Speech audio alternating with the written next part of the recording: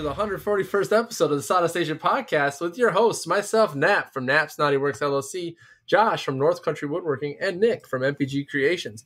And boy, we got quite a bit of content to give you tonight because we had a lot go on this weekend between lessons learned at Workbench Con and all the things. But before we get into that, I do have to thank some folks after we talk about who won some things at the live. So we had a lot of people join the live today to win the ISOTUNES Pro 2.0.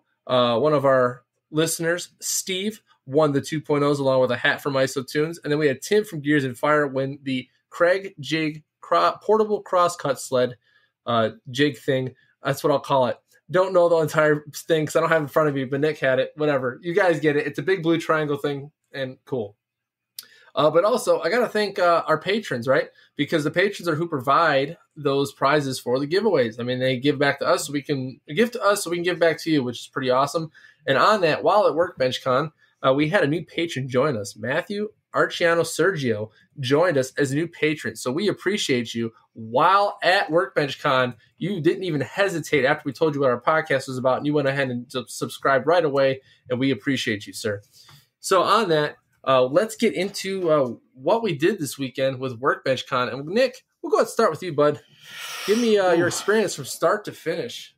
Well, I ended up getting there about a day before you guys, so I got to the hotel. My brother picked me up at the airport, and he took me to dinner, and then we went to I checked in at the hotel and started going downstairs and just meeting people because everybody, once they get there, they all hang out in like this giant atrium, and there's a couple bars down there, so it's real social. And then, obviously day one, I start, going to help Daniel at PWNCNC in his booth where we're setting up. I brought the sign that I had made, and it was looking pretty good. Other than that, though, talking to a lot of makers, a lot of people about PWN products. Our booth was right next to Onefinity, so we had a Onefinity CNC in the booth, and just speaking to the features that Daniel creates on the upgrade side, as well as networking for I don't say for personal gain, but it's everybody in the community is pretty friendly for the most part. Other than that, I loved being there and hanging out with most what. I love the swift transition. That was perfect. I loved it. It was really So 98% of people at the place were very personable, and I got to meet Jimmy DeResta. I got to meet April Wilkerson. I had a good time. Jimmy was probably one of the most down to earth guys that has that sort of fortune and fame and he has his own TV show. My kid loves it. So I was talking to him about that. And here comes my kid right now. So I'm going to pass it on to Nap. How about you? Yeah. Hey, so real quick, the real cool thing. So, and this is just off topic, what kind of goes with Nick's thing. So Jimmy even did like a recording specifically for his kid. Mm-hmm. Like his kid loves Jimmy DeRista's cartoon, right? Or show, right? Cartoon show. It's cartoons. No, it's a show. Yeah. Show. Building show. Okay, he's got to be back. Yeah. So anyways, he does a show, and his son loves the show. Well, Nick was able to get him recording, telling Brady to go to bed, but with some colorful language. And it was just cool. Like, he did that for him. Like, some of these other folks that we met there. So, like, I was second what Nick said. You follow a lot of people on Instagram, right? And you get to meet these people. And most of them, they're pretty awesome. They're good people. And then there's a select few that forget that their followership, and this is no offense to anybody with followership, okay? Like, don't take this on anything. Don't take this the wrong way. But your followership is a bunch of people following the cool stuff that you do and the persona that you put there. What, Josh? Just keep it simple, man. Numbers don't mean anything. No, it's all about makers and the people. So your numbers don't mean anything. They really are. What is it? Fake fame. I'm just gonna say that it's fake fame. I'm sorry, because in the real world, when you're doing your real job, no one gives a your IG is. It just is what it is. But if people really like your stuff and they like the person that you are, be that person. But anyways, a lot of those people, like Nick said, 95% of them were awesome people. But the couple of folks that I did happen to try to talk to, they kind of just looked through you like you were a ghost. But there was a lot of classes there on how to build your socials. I'm not gonna lie to you. I'm about 6 years from even really doing half the stuff they probably talked about in those classes because I don't have time to be a full-time, influencer, I think was the term used, or just social media presence. So I don't have time for that. I'll post when I can, and what I want. I really don't care what it is at this point. As long as it has something to do with making, maybe a little bit about my personal life. That's about it. But the most fun I had was being in Daniel's booth and being able to show people what his stuff could do. Being able to just show and give people our knowledge while we were there. Definitely put a lot of people's minds at ease when it came to the simplicity rather than difficulty behind using a CNC and or spindle. And, obviously putting that olive branch on there, like, hey, if you do this and you make this leap, just go ahead and hit us up. We'll help you out because, that's what we do. That's what we're about. At which point, we tell them about the podcast, tell them about more Daniel stuff, throw some stickers out there, and I got to tell you, I was like, yeah, I'm going to go and tag every maker when I put these stickers out. And I went and looked at the sticker box today because I didn't count them before I left. I looked in that thing. I was like, oh my God. Like, I probably got at least 75 stickers in there because I gave all 50 of my foil ones out. So, and I gave little ones out. Do like 5 a week. That way you can spread it out and actually highlight some people versus, just throwing a whole bunch of links up there. This is true. This might be a good idea. This is also that content creation, that thing that they talk about. But yeah, so Workbench Con was awesome. Had a lot of fun. And, it was really great meeting some people. But then getting into the thing I was talking about earlier when we made some stuff and into the live that we did right before this, we had made some carvings and we came up with the idea that we were going to give these carvings away at the very end. How many people were there? Probably 500 or so. 500 or so at the conference? Yeah, they keep it the numbers and the ticket sales at a certain amount. So I don't know if that counts vendors and say us because we're helping out Daniel. So I would say about 500 or maybe a little bit more based on those. Yeah. So it was enough for a dull roar, especially at nighttime when everyone was out drinking and some people a dull roar. Yeah. We were on the 11th floor. Yeah. I was sleeping next to the window and I could still hear them at night. So yeah, it was a great time though. Yeah, it was fun. But yeah, so we ended up going around to different booths and asking people if they'd help us finish these pieces. One needed a little more than the other because one was oak and then one was cedar. Cedar finished a little smoother, and one because it was a little less detailed. Still very detailed, but not as tight detail like the one Twin Dragons one that Daniel had. And our first stop was Surf Prep.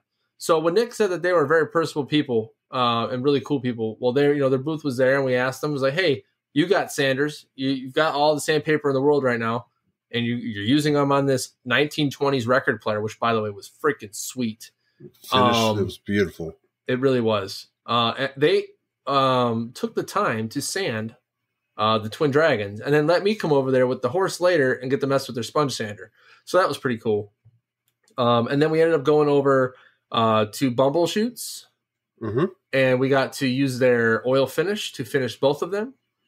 And then, yeah, it sounds funny, but we got to use just regular clear oil finish, and it finished it nicely. And then we took all the maker's stickers that were involved in helping us finish them, put them on the back, and then went over to one of our sponsors, Totalboat, who helped us halcyon the back of those. Josh did the work, but they gave us the halcyon to do it, which is awesome. It just shows their commitment to the pod.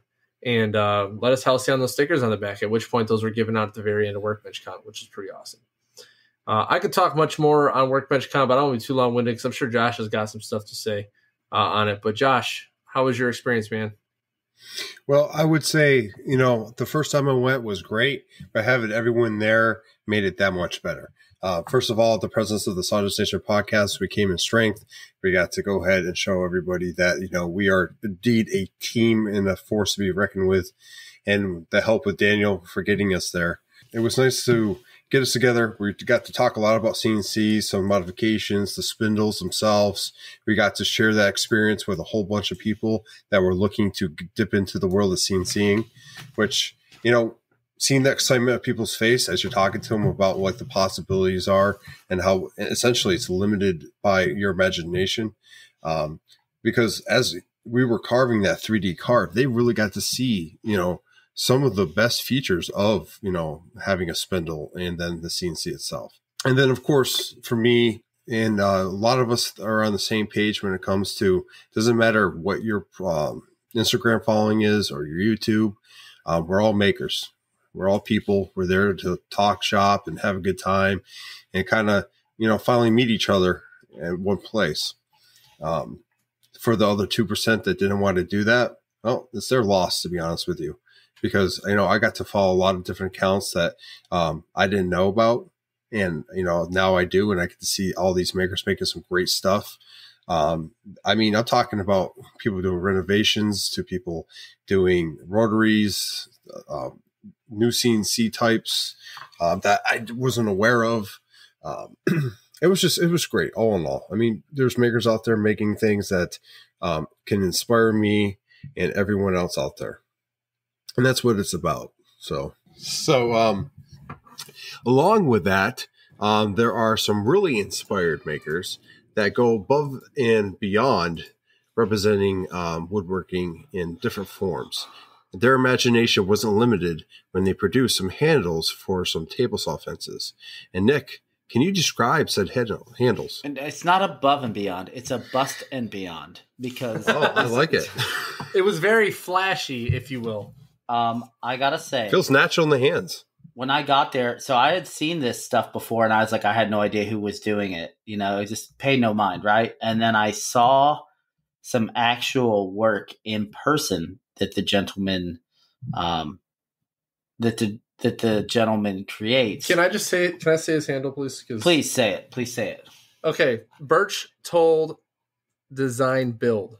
So it's Nicholas Birchold at Birch Told Design Build. And yes, if you can put it, he's done it. He just is. Saying. Breast is on. Breast is. He made saw stop compatible table saw fence handles. That big red fence handle? He made fence handles on his 4 or 5 axis CNC, just littered with boobs. And it was amazing. So I ended up taking one home, which is nice because I was like super stoked. I asked him how I could get one. And he was like, oh yeah, man, don't worry. We'll get you one. So yeah. I actually asked him because he put a IG post out. And if you go to his page, he's actually down. He's making a limited time batch, and if you talk to him, send him a shirt, like your business shirt, he'll send you one. So it looks like I got some work to do because I told him, like, hey man, what's your address? I'm gonna make some shirts, so give me one of them handles. Give me some tips. Pretty much. Yeah, it was pretty awesome. He is probably one of the funniest guys to talk to too. He just acts like it's just another day's work. Again, one of those people that probably has like a pretty decent following, right? And just a normal person, down to earth, cool as hell, Did you ever find yourself talking to somebody who like you didn't know who they were, and then you look them up and they've got like 150,000 followers on Instagram, and you're like, what? Holy cow! Yep. So as a matter of fact, that happened, and I happened to tell a story in front of this person on our last night there.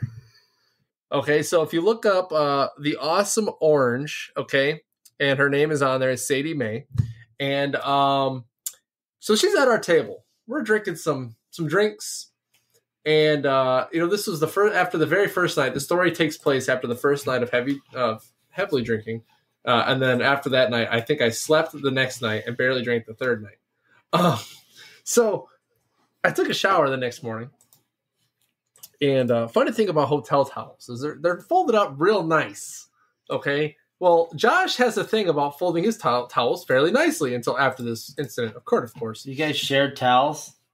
Getting there. Shut up. Oh. So I didn't know. Okay. So I took my shower, and I was probably still drunk, honestly, because I went to bed at like 3:30 in the morning. So I was probably pretty hungover.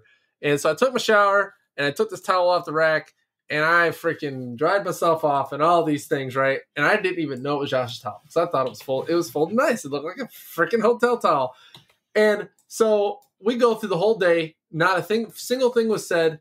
I slept, right? Went through the next day or that night, and I just said, screw it, I'm going to bed. I went to bed at like 8 o'clock that night, like a lame-o. And then I wake up the next day, and Josh goes, hey, man, did you use my towel? And I go, what do you mean? He goes, did you use my towel? I was like, which one was yours? It's like the one on the rack. was like, you mean the one that was folded nicely? Yeah, the one close to the door. That was my towel. I was like, are you serious? He goes, yeah. He goes, how'd my balls taste? I was like, oh my God. And he hit me with that. And I was just like, that really, I was, I mean, whatever, screw it. Like it happened, whatever, I'm just like, fine. If this was your way of establishing dominance, I guess it's just what it is. But from there out, he just every day is like, hey, Nap. I'm like, I hate you. I hate you with a freaking passion right now. So next workbench kind of doesn't know yet. I'm going to bring my balls over his pillow. I got you first, bro. I lay territory first. We'll call it a bonding moment, if you will. But it was a funny story. And then I told this story at this table with this person, okay, with the awesome orange. And she's got 76.8K followers. And she's dying laughing. Literally almost in tears. And I'm just like, and there it is. Another one. Another normal maker who has all these followers, this fame, and they're just cool. So cool. But yeah, it was a funny thing, funny story. But yeah. But the end of my story was not fun. Okay, so some of you in the chat have already heard this story, but I'm going to tell it just for the podcast because who doesn't like to hear a terrible airport story? It was not the special towel, okay? Those are the ones that are balled up in a corner that, never mind. Anyways. So Nick and Josh got home safely and quickly. I did not. Some of you saw the Workbench Con Flight Home Saga 2023. It was me suffering through a 19-hour layover in Denver because my flight got canceled.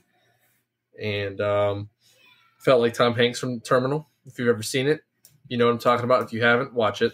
You'll get it. I felt like I was the only one there until I met 3 other people trying to go to Minot. We banded together, and we went drinking together in the airport. It was great. But yeah, 19 hours in the airport in Denver, and then got home yesterday at 12 o'clock. That's a long story short for you. But yeah. Oh, sorry. I think it's to be noted that some of the makers that we met were some of the nicest people in the world and the most personable people in the world and down to earth. And one of which was Sam from Woolly Petals Wood Co. I don't know if you've seen her videos and stuff, but she makes signs. Yeah. Mm-hmm. So just give her a shout out because she's famous. So anyway. Yeah. No, but it was a great time overall, other than the ride home. But whatever. But yeah, that was Workbench Con in a nutshell. I mean, you guys get parting words. So now that you guys experienced it, what do you want from next year? What do you want to take away from next year's visits and with Daniel and meeting people? That's a good question. I think there's 2 sides to it. So the PWN side and the personal brand side. So I would like to continue growing Daniel's brand into something that's massive. So obviously that's the PWNCNC is our biggest sponsor, but the fact that I actually got to go up there and I got to see all of what he had to offer for just the Onefinity, but and then I got to speak to people and go out and just network, and that's what I want to do. That's what I want to continue to do. And then for my personal brand, it's fine. I like meeting other people and making friends and more contacts because you meet makers that do stuff that you don't do. Yeah, absolutely. So if you need to outsource something, that's a great place to meet people. Other than that, though, I think that it was overall a great time. So now, so next time, I will try to actually attend some of the classes next time. This time around, I was very focused on helping Daniel out because this is his first time. No, Jason, no, absolutely not. Next time though, I'll probably go to more classes. But from what I gathered from most of the classes, a lot of it was again social media type stuff. Being able to build a following, be successful at it, also building your business and whatnot, which is all great stuff. But I think because I maybe didn't like think too much into the classes more than just Daniel stuff. I think I'll just be more cognizant of what's going on around me as far as those breakout rooms go. And oh, by the way, fly in on time so I can maybe make the opening ceremony. I think because we started out in kind of such a way, I don't feel like I got the full experience, like from beginning to end, as far as the classes are concerned. But now when it comes to hanging out in the booth and doing all the things with the makers and talking with everybody, that stuff was awesome. But I think definitely, I don't know, just improve on what we've already done. I mean, I think we did a bang up job for the first year for Daniel to be out there with his CNC. I mean, he had a full Onefinity setup with his spindle, and we finally got to carve something the last day. And I just can't wait. He's ready to bring 2 machines. We're getting a full booth next year. All these things. I'm looking forward to just expanding on the stuff that I didn't do this year. Because at the end of the day, it's like going to a carnival, right? Or like a state fair. You go to state fair one year, you hit some of the stuff. The next year, you hit the other stuff. And then eventually, you know your way around, and then you get to do kind of a little bit of everything. This year was my first state fair, if you will, going to Workbench Con. I got to do the booth side of it and got to talk to a lot of great people. Now, I would probably like to go learn from them as well. That'd be cool. Because some of the people that spoke have been on our podcast. So I kind of wish I would have made their classes, to be honest with you. So, yeah, that's what I got. Josh? So I'm going to build off what you said, Nat, because I agree with you. I mean, Workbench Con is kind of split up in 2 different parts, but I'm going to kind of make that a little different. So Workbench Con is the conference, and then what happens after Workbench Con during the day. So basically, Workbench Con, you got the classes, you got, the speeches, you got the vendors, you have all that stuff going on, and you're meeting people, you're talking stuff. We're at PWNCNC booth, so we get to talk to that. We can tell people about the podcast, and we get to kind of, mingle with everyone, and it's almost business, at that time. That's just the way it is because, we're there for a couple of different purposes to represent both Daniel, our podcast, and ourselves. But after, that's when all that melts away and we all just become makers for the most part. And you know what? There's a get together at the bar. You have great conversations. You get to really dive in deep with people and see what's going on with their lives and with their plans for their shops, and just really get to be personable with a lot of different makers from around the United States. People that either you've been following or just, started following, learn their values and what matters to them. And those connections, those conversations is what actually carry on throughout the year until next year. Because like the first year I went, I got to have some of those and I got to see those same people and continue those conversations to see how they were doing and, answer any questions or just catch up. So, I mean, like all in all, I would say that what I want from next year is to build upon that.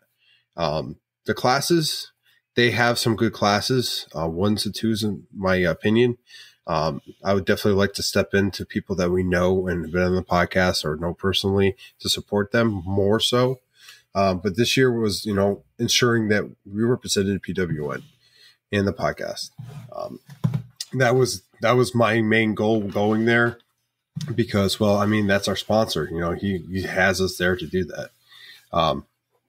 But afterwards, man, it was nice. All the vendors, no matter what, Fuji, you name it. Josh from Fuji is hilarious, by the way. Oh, my God. Yeah. I mean, and then just everyone there, we just all get together. We all have real conversations. And it's not about, talking about, the spray guns or CNCs. It's about real deep conversations about the community. And by far, that was my favorite part. I'll say it again. It's not about numbers. It's about the people. And it always will be. I hope it always will be. But yeah, there's some other events happening throughout the year that we're going to hope to try to attend. Of course, we'll do what we can. But Maker Camp, I think, is one of them. I think after you guys experience the Workbench Con, you can understand maybe the importance of going to that and just building upon those relationships even more. From my understanding, I have never gone to Maker Camp, but it's more of a hands-on than it is Workbench Con. So it should be a great time if we do get to attend. Maybe we can even get Daniel to go. That'd be cool. So, well, all I can say is and just share towels. Yes, of course. On that, I can't say much more than this. PWNCNC is making moves in June. Mm-hmm. They're making moves this month. Daniel's moving into his new warehouse on the 15th, man. I know, but there's other moves, and I'll tell you guys after the podcast. He told me not to say. Baby. He said not to mention top. What's it call it? Information or details here, but just know something's big is coming from Daniel at PWNCNC if he already hasn't dropped a bunch of really big things for the hobbyist CNC market, and or made bought a warehouse. I mean, those are pretty big moves. I can only imagine what this next move is going to do for him. So, oh yeah. And yes, Jason, Maker Camp is once a year. So yeah, good times, guys. Good times. I'd love to go back next year. Yeah, I know. It sucks though, because now we literally have to wait a whole year for it. Mm-hmm. Well, yep. Well, that just means go to IWF, AWF, Maker Camp, all these things. We got to do some things. Yeah, if we could swing it, let's do it. But well, I think that pretty much wraps up Workbench Con. If you guys, anyone out there has any questions about it, kind of really wants to know the insider opinion, go ahead and reach us at Sawdust Nation Podcast in our DMs. Like always, be happy to answer any questions you may have. I think one thing I do want to bring up is, in your opinion, is the price of the ticket worth it for the average maker? It's something that I don't think a lot of people want to talk about, but I think it should be, shared because it's not cheap. Okay. Average maker, someone that's just starting, depends on what the itinerary is. Okay. If you're someone that's going full time, doing the Instagram stuff, doing all the social media craziness, trying to build a business, it could be worth it because there's a lot of good stuff, I think, for people that don't know a lot about the Instagram stuff, so the social medias or the business aspect, or how to grow a business or YouTube channels or any of those things. I think it'd be really good for those people. But if you got a full-time job and you're just kind of dabbling in it, I mean, if you got the extra cash, sure. But I wouldn't spend that much money if you don't plan to get something out of it after. It's not something you just go to for shits and gigs. I saw a lot of people do that though. I mean, sure they did. If you have the means to do it, then it's a great experience. If not, then definitely you need to have a goal in mind when you go there. Yeah. So I will say, if you can swing the money and it is something that you're passionate about and you think will benefit you based on the itinerary you see online, go for it. There's no reason not to. If you're a new maker and you're looking at the price and you're like, I just can't swing that right now, you know what? That's why we're there. That's one of the reasons that I did a live and I showed you what was there. I can't go ahead and do lives while they're doing classes because that would be kind of just overstepping bounds there. But, we'll answer your questions. And maybe, at some point in time, you do go. And then you get to see it for yourself. I truly wish that, the price was definitely cheaper so that was more accessible to people. But it's definitely a treat to be able to go. I'm very thankful to Daniel for, getting us there and allowing us to be part of his PWNCNC booth. So with that, I think we could wrap that topic up. I don't know about you guys, and move on to the second half of this. Yeah, I mean, listen, folks. Workbench Con, you have to experience it. There's not enough words really to describe what we went through. All we can do is give you the cliff notes. Like Nick said, if you got the means, go to it. If not, save up so you can make those means that way you can get yourself there. So swag bags, though we really didn't talk about swag bag too much, Matt. So what we're probably gonna do is that's probably be more of like a separate story. Like IG thing, maybe like a reel or something talking about it. Yeah. So the short answer is no for now, but you'll see it in our IG post for sure. I mean, I will say part of the ticket price is you get a pretty good swag bag. Yeah. Okay. True. You do get to you get to try some things, products that you may not be able to try normally, and they do serve breakfast and lunch, and there's different other benefits that go along with the price. So, I mean, like, again, if it's worth it to you and you can swing it without hurting the paycheck or the bank account, go for it. If you can't, it's going to be there. So no worries. But moving on to bigger and better things, our topic for tonight is a couple tips for those beginners getting started with woodworking. Now, not that we're experts in the field or anything, but through our journeys, we have figured out a couple different things that, could make the start of your journey or continuing your journey a little bit easier with some of the things we experienced. And I'm going to go ahead and start off with Nap, because I know he has a pretty good one. So we were originally going to come up with 3 tips apiece, but at the end of the day, like, sometimes you can get stuck on one particular portion. So we all came up with one. And then this is maybe more tailored to just myself, because I've had my ups and downs with this particular thing. But if you get into woodworking or you get into any kind of making of any kind, don't get too crazy in the Instagram or the social media stuff right away. The only reason why I say that is it takes so much time and bandwidth that sometimes that you'll get lost in that and just forget to just love the craft that you're trying to, I'm not going to say perfect, because there's no such thing as perfect in making. And even the people that are the greatest woodworkers out there, they've all made mistakes, and they're just really good at hiding them. Not mistakes, sir. Features. Sorry, features, characters. It's more money that way, right? But at the same time, too, so now we listened to some closing remarks. I caught some of them. I will admit that I didn't stay for the whole thing because, Daniel and his family, who, by the way, he introduced us to his family, by the way, which did not expect that. That was craziness and also very personable. But they were hungry, and I'm not going to lie, I was hungry too. So it's time to go.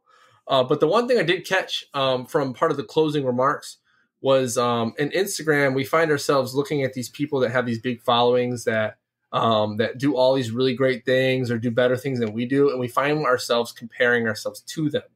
So for a brand new maker, okay, that's just getting into it, sure, they might have gotten some of their inspiration from Instagram, from YouTube, from some of those things, or maybe something they've seen someone get. Awesome. But the problem with that is that sometimes people get so deep into looking at these large followings that they lose themselves and they don't, I guess, feel like what they're doing is good enough. And then they end up quitting. It happens. It just seems to be the nature of the beast, unfortunately. So I would say, don't go so crazy with social media right away. Because I think if you can start building your own journey just with your own ideas, and just learning the basics and getting into things your way, I think it'll be easier for when you start transitioning to finding people on Instagram or Facebook or YouTube. And they're making these awesome, great, big and better things that you can learn from rather than compare yourself to. Because I did find myself comparing myself to other folks quite often. And then I'd sit here and say, man, why am I not selling anything? It's because I'm not as good as this person. Or why am I not making such cool things like this other person?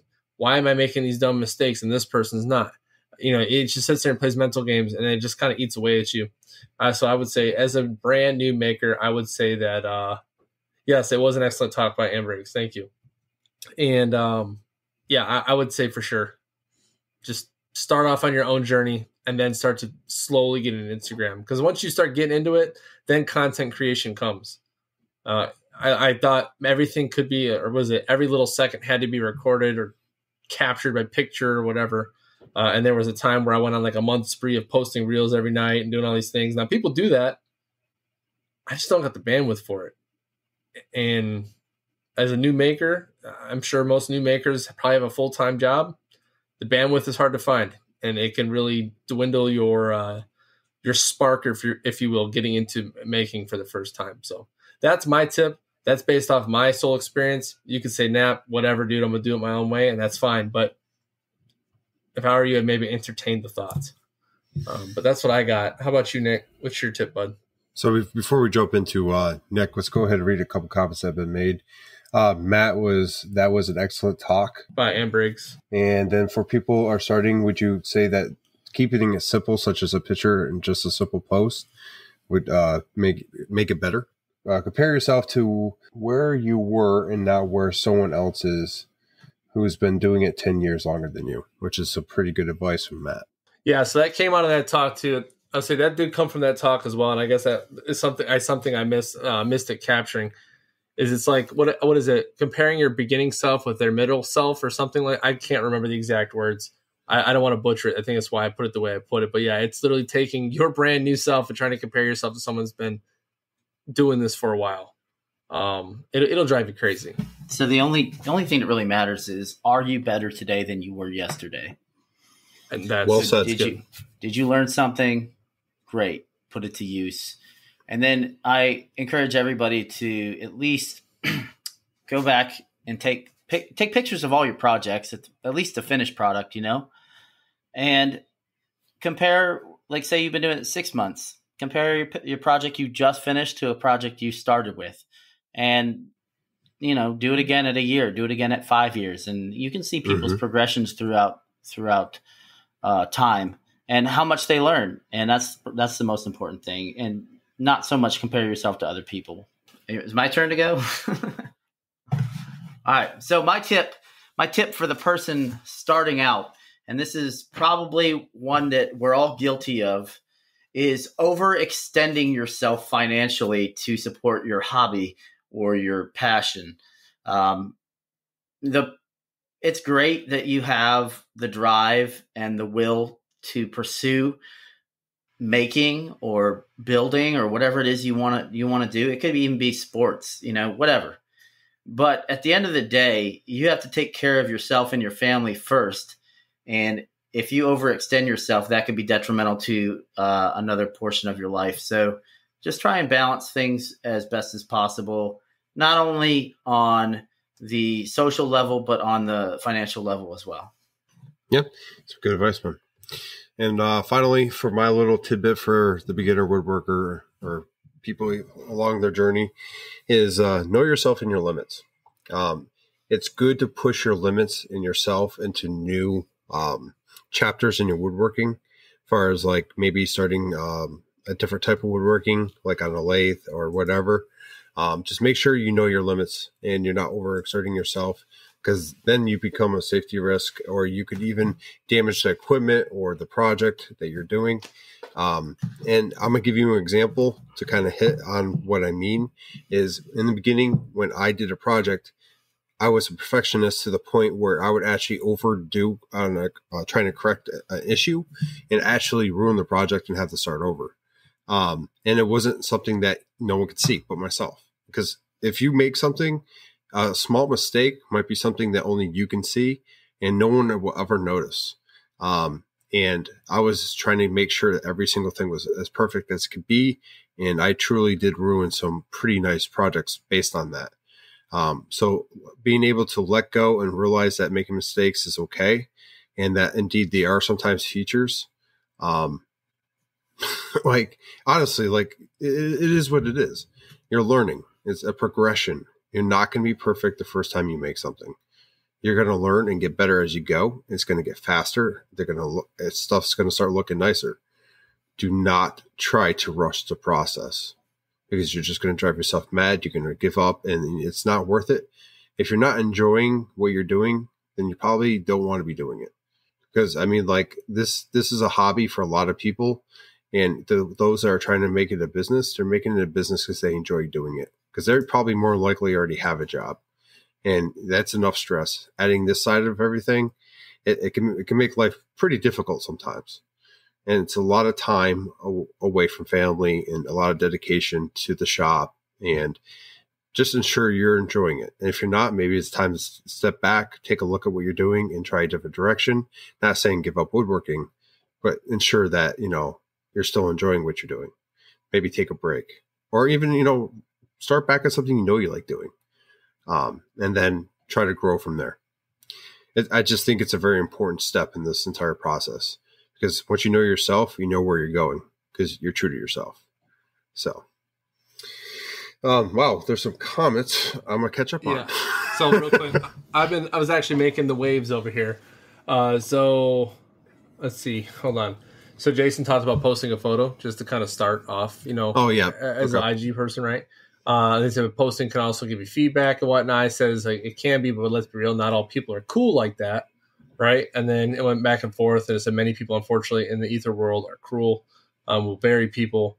And then Jason said people have to be open to feedback. I said true, but feedback is fine, but constructive versus destructive are two different things in the aspect of feedback. Because let's be real, in the maker world, there are people that will be super a-hole-ish and they will break someone down because they made a simple mistake, or there are other people out there that actually will help you and give you at one time the community was pretty good about removing those kind of people without and not allowing them to break people down to that level, because some feedback's good, negative, positive.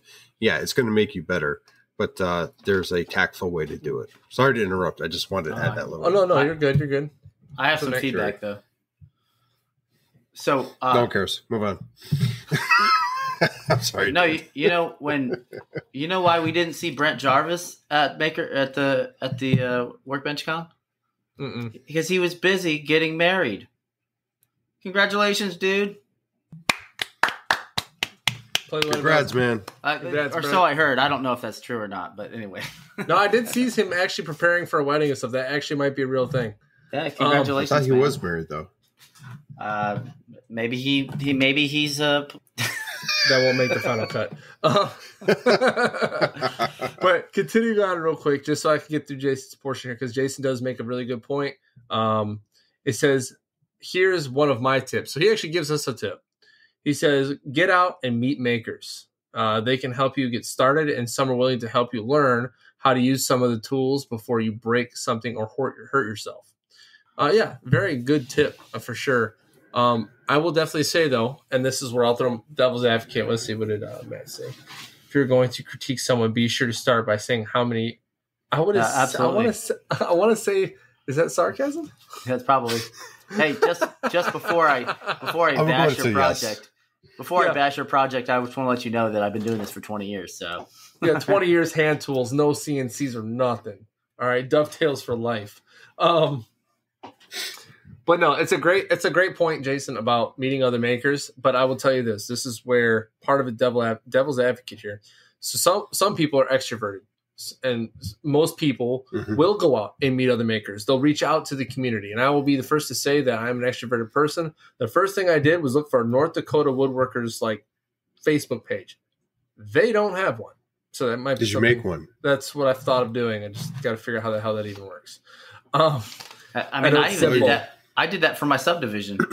It's a large community, and I figured, hey, is there any woodworkers out here looking? And no, there was no page for it. So boom, it's only Nick. No, there's actually, the page is actually doing well. There's a bunch of people that do it, but I was looking on the community pages for people that do stuff, and if I saw somebody that did something, I reached out. But I was like, there needs to be a concentrated share point for people in the community that you're in, and that'll only make you better at the, because when I'm at NAP, we worked at the same place, and I think the fact that we did the same stuff and the same line of work on our off-duty time, it made both of us better at whatever we were doing. We shared techniques, tactics, and procedures, and we did everything to the quality. We would quality check each other, so we did things hand in hand for the most part. If I saw something you could have done better on there, I was like, hey Nick, you should probably try to do this. Yeah. And BS, he's done a couple of those things, and other times he's like, I'm gonna keep doing it my way. Yeah. Well, I don't always cut Nap's balls, but sometimes when So this is a trend for you, Nap. Yeah, right. That's a really bad episode. I'm just getting digged on the entire time. But then, okay, let me flip the script real quick so I can get the other side of it so we can continue on, right? So then you got the introverted folks. There are folks out there that will not reach out. They just won't. Right? So how do you get those people out of their shell? It's how do you reach those people? There's really no real answer. Because if they're quiet most of the time when they do stuff, the only way you'll find them is if they're selling at a market or doing something like that. I guess it is hard to do that. How would you guys do that? That's something that they're going to have to do for themselves. Sometimes they won't. Sometimes they won't do it for themselves. But if they see people they can relate to and they're going out and they're trying, they may give it a go as well. I think it really depends on the connections you make. And that goes back to making connections, right? So like, if they, see some project, they comment and the maker reaches out and they start that conversation with them, they may respond and start getting out of their shell. So it's important for people when they make comments and stuff to reply. Check on people that follow you that you ever heard from in a while. Search them, because you know what? Instagram is great for not showing you things on people's pages for months. So the ones I follow and talk to quite often, if I'm not seeing stuff, I'll reach out and say, hey, how's it going? And it kind of differs a little bit from what we're hitting on, but like it's amazing. Reaching out to somebody might change the course of how they reach out to other people, giving them confidence, that reaching out is okay. And sometimes just saying, hey, it's okay to reach out if you have a question. Will make the difference as well. Yeah, and Jason says, hey, here's my business card. Yeah, we saw that how that worked for Nick when he's like, oh, hey, I heard you need a plaque or something. Here's my card. I'm like, this that was my first time meeting Nick. You should have trolled him. I should have, but unfortunately, I'm not a professional troll. Nick is really good. We have learned some different tips from Nick someone we know. Yeah. But yeah, those are all really good tips. Jason, honestly, really good, man. That was good addition for sure. Some good feedback, yeah. Matt, too. Yes, Matt. Seriously, thank you very much. And the best part is, Matt, we met you at the very beginning of the podcast. I know you came in here a little bit into the episode. But, man, I'll tell you what. Talking about makers that care. We talked to him in a bar. Like, I'd never met him, okay? I've seen him on the IGs and the things, and, like, just through passing, okay? And he goes, yeah, I'm going to be a patron for your podcast. Check it out. After we talked to him about the podcast. And I was like, for real? And he goes, yeah. And here he is on the first episode, recording, and he's just hanging out with us, chatting it up in the chat box. So, hey, man, I appreciate you. You know what? He even bared with me when I ignored him, not ignored him, annoyed him. I was like, just before he boarded the plane, I saw him. I'm like, hey, man. And he's like, okay, come and sit next to me. And oh, it's this guy again. Yeah, but you know what? That's a perfect example about those connections and about the makers helping makers, right? Because if we're supporting each other, I mean, that's where it's all at. Either questions or about supporting their podcast or showing up or talking. This is what this podcast is about. And, after hours, you could say at Workbench Con, it was nice seeing that because we don't always get to experience it in person, but online. And it just goes to show you that the community is there, but sometimes you got to search a little bit for it. So. Oh, and there are some crazy makers out there. I will not name names, but I'll tell you what, there are some crazy makers out there. There were some Blades of Glory reenactments going on, I think, on the last night. I tell you what. The maker community, hats off. Y'all know how to party. I can't hang. It's been a while. So, man, it was fun. I saw Daniel Dunlap riding a baggage cart. I'm sure he was sober. I don't know though. I just saw no drinking involved. I can neither confirm nor deny the riding baggage cart while intoxicated. I mean, what? Yeah, I'm gonna tell you what. I'll tell you what, if we get more patrons, I feel like the more chat we get in here, like, don't get me wrong, today was a great episode. I'm enjoying all of this, but y'all are making it that much better. So yeah, I think opening up the chat or opening it up to our Patreons for live was a great move. And it was partly the Patreons too, because we asked them, see, if you're a Patreon, you're part of the podcast 100%. If you're listening, you're part of the podcast. But I mean, Patreons definitely get a special a share per se, because we ask them questions on the Patreon, see what they think before we make any big moves, because we're all in this together. Oh, and Matt, hopefully Matt is okay, because I know it says Matthew, right? Hopefully Matt's cool, because not all folks like to shorten their name. So just let me know so I can stop disgracing your name. Or if you're cool with it. Yeah, I've like calling him Matt this entire time. Like, wait, I never asked him if Matt was cool or not. All right. Take it easy, brother. Thank you for joining us. We're getting ready here soon to wrap it up anyways. I think sandpaper or not, I think we can probably save that for next time. Yeah, absolutely. Yeah, I think we're going about to wrap this up. And Matt's fine. Matt's fine. Kidding. Sweet. I don't feel like such an a-hole now. Awesome. But cool. Just another taste. I'll never live this down. Nope. But hey, folks, let's wrap this thing up.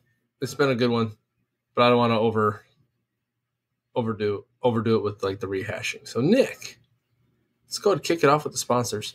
Well, thank you, patrons, for supporting the podcast. As always, we do live giveaways at the beginning of every month, and this was the first Tuesday of March now. So we did one today. And without your support, we can't really do those giveaways. So we appreciate everything that you guys do for us. And so giant thank you. And also we want to thank our largest sponsors, PWNCNC. If you're looking for those aftermarket CNC parts that completely rock, whether it be Onefinity all the way back to the X-Carve, you can find them at pwncnc.com for 10% off your entire order. Go ahead and use promo code SAWDUSTNATION981, and Daniel will get you squared away. I also want to thank Totalboat for their continued support. We saw them at WBC, and they were more than happy to accommodate us and talk to us. And, we didn't get that picture with them, unfortunately. But, check them out at Totalboat.com. If you want 10% off your order at Totalboat.com, slide into the Sawdust Nation podcast DMs, and we'll hook you up.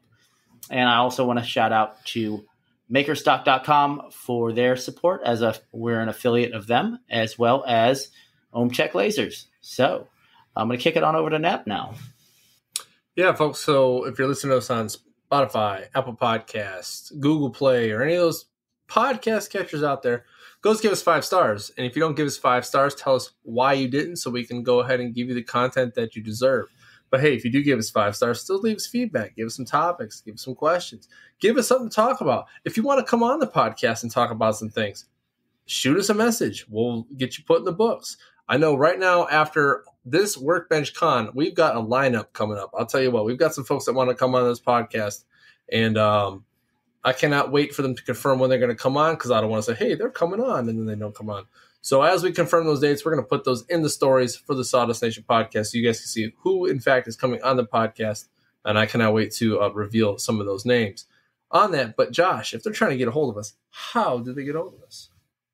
Well, it's easy, folks. As always, you can slide into our DMs on Instagram at Sawdust Nation Podcast, and there you can reach all 3 of us, which is half the fun, because you never know who you're going to get. If you'd like to reach us individually, go ahead and reach out to Nick at MPG Creations, Nap from Naps 90 Works LLC, or myself, Josh, from North Country Woodworking. If you do not have Instagram or social media, that's perfectly fine. You can go ahead and reach us on our Gmail account at sawdustnationpodcast@gmail.com.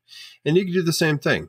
But better, you can submit voicemails for the podcast, topic ideas, questions there as well. Again, thank you to Patreons for supporting us. If you like the podcast and want to become a supporter, just hit us up on Patreon. And with that, let's wrap this up with final words, starting off with Nap.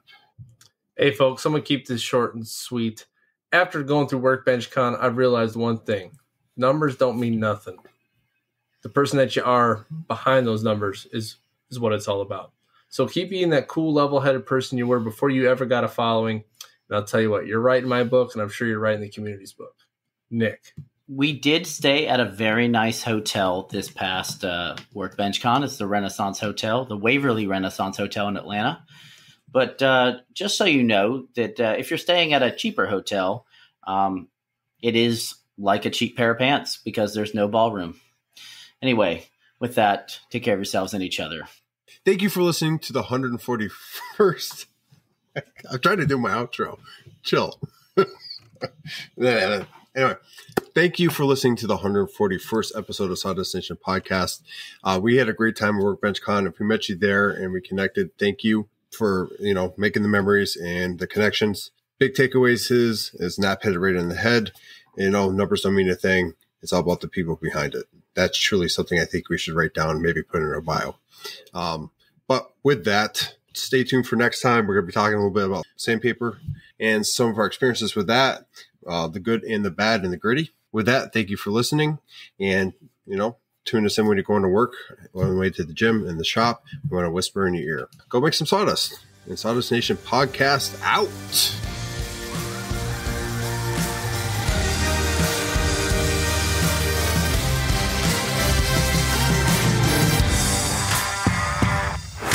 Out. Right. Hey, now, so after you got done using Josh's towel, wasn't it a dead giveaway that you were covered in chest hair that wasn't yours? You're probably right, but it is what it is. That'd be great. You'd be like, dude, what's this? I'm pretty sure I was still drunk the next morning. Like, I went to bed at 3:30. No wonder everyone was looking at me funny. God, had extra long eyebrows. Nap, what is that right there? Is that what's on your top lip right now?